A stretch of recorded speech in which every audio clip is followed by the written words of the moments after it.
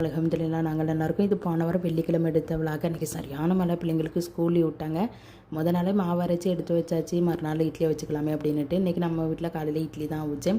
இட்லியை வச்சுட்டு சாம்பார் வைக்கலான்னு பார்க்கும்போது காய்கறி எதுவும் இல்லை, பல்லாரி தக்காளி பழம் மட்டும்தான் இருந்துச்சு. சரி அதை வச்சு ஒரு சாம்பார் ரெடி பண்ணிடலாமே அப்படின்ட்டு பல்லாரி தக்காளி பழம்லாம் நறுக்கி சேர்த்துட்டு அதோட 1.5 டீஸ்பூன் சாம்பார் தூள், அதோட உப்பு தூள் சேர்த்து வேக போட்டாச்சு.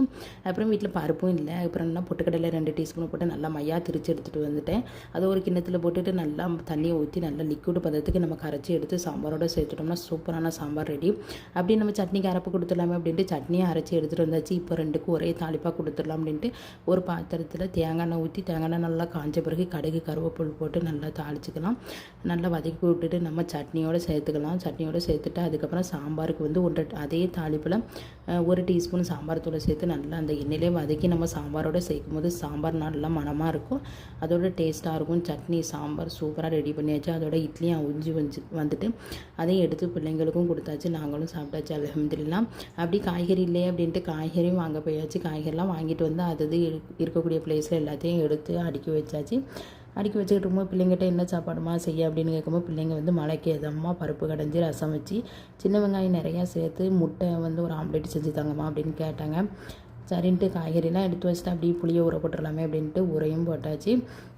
அதுக்கப்புறம் உலைய வச்சுட்டோம்னா சோறு ஒரு பக்கம் வெந்து வந்துக்கிட்டு இருக்கும். நம்ம வந்து பருப்புக்கு ரசத்துக்கு முட்டைக்கு தேவையான சின்ன வெங்காயம் எல்லாம் உரிச்சிடலாமா அப்படின்ட்டு உலைய வச்சு இப்போ அரிசியும் சேர்த்து அதோட உப்பும் சேர்த்து வேக வச்சாச்சு. அப்புறம் என்னென்னா எல்லாமே உரித்து எடுத்து வச்சுட்டேன். இப்போ என்னென்னா பருப்பு வந்து ஒரு குக்கரில் போட்டு நல்லா ஒரு 2-3 தண்ணி விட்டு கழுவி எடுத்துகிட்டு அதில் வந்து சின்ன வெங்காயம் 10 வெள்ளைப்பூடு உரித்து வச்சுருந்தேன், அதை சேர்த்துட்டு அதோட 1 டீஸ்பூன் மஞ்சள் தூள், அதோட மிளகாய் தூள், மஞ்சள் தூள், சீரகத்தூள், பெருஞ்சீரகத்தூள் எல்லா தூளையும் சேர்த்து விசில் போட்டுடலாமே விசில் போட்டாச்சு. ஒரு 4 விசில் வரட்டும் பருப்பு வெந்துடும் அப்படின்ட்டு விசில் போட்டுட்டு அப்படியே ரசத்துக்கு வந்து முளத்தில் சுட்டு எடுத்துடலாமே அப்படின்ட்டு முளத்தில் சுட்டு நம்ம ரசத்துக்கு சேர்க்கும் போது நல்லாயிருக்கும் மனமாக.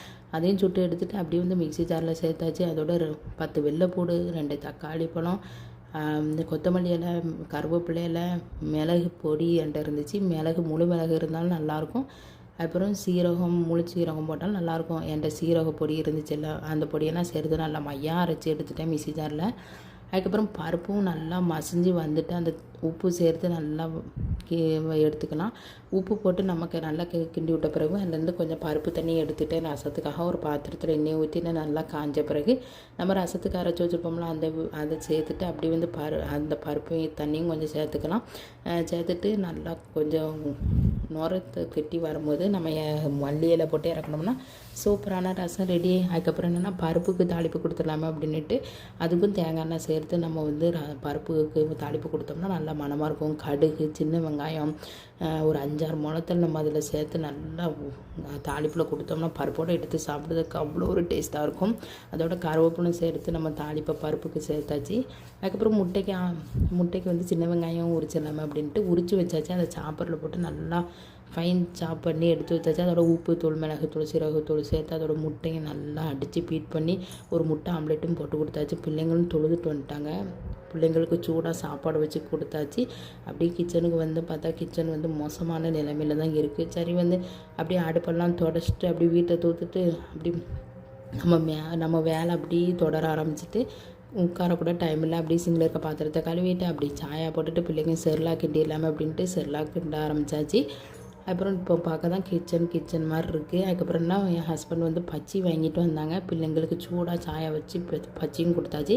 வீட்டில் சாதம் இருக்குது, ரசம் இல்லை, பருப்பு கம்மியாக இருக்குது. வீட்டில் இருக்க உருளைக்கிழங்கு போட்டு கிண்டியாச்சு. வெண்டைக்காய் பொரியல் ரெடி பண்ணிவிட்டேன். அன்றைக்கி நம்ம வீட்டில் டின்னருக்கு தான். இந்த மினி விளக்கு உங்களுக்கு பிடிச்சிருந்துச்சுன்னா லைக் பண்ணுங்கள். ஓகே, பாய்.